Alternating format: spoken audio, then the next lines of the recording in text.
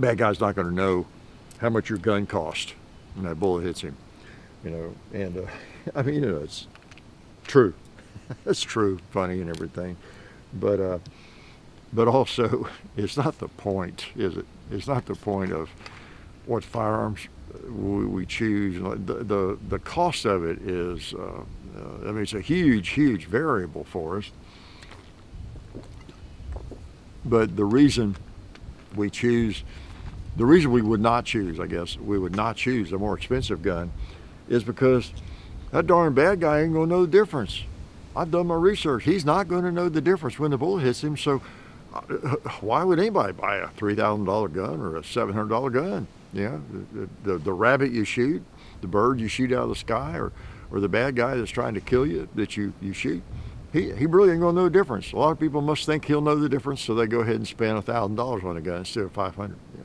I mean, that's what it sort of assumes, right? But you know, it's funny. The other comment in those videos that you see quite often too, I've talked about that, I think, is the fact that you don't want that expensive gun, and when you end up at a shooting, you know, with handguns, defensive shooting, you don't want that expensive $2,000 pistol in rusting away in an evidence locker. You lose your gun. You don't want to lose a $2,000 gun. You want to buy that high point or buy that $200, $300 gun or whatever, because you lose it if you're in shooting. You know, that one's actually even, I will say, more ignorant. Okay, I mean, it's true, I guess, but possibly.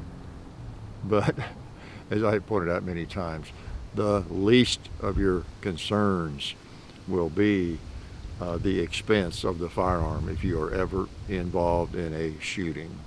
Believe me. Okay, ask any trainer, anybody experienced, any lawyer, any judge. Ask them. You know, for one thing, how many shootings are you going to be involved in your life? The odds are none. One would be like, well, not winning the lottery, because it's not a good thing, but it'd be like getting struck by lightning. I mean, the odds of even being in one are very, very remote. Okay, so don't worry about the money. Get the firearm that feels the best to you, that you shoot the best, that whatever you can afford, that's reliable, etc., etc. Forget what it costs when it comes to the police evidence locker. Duh.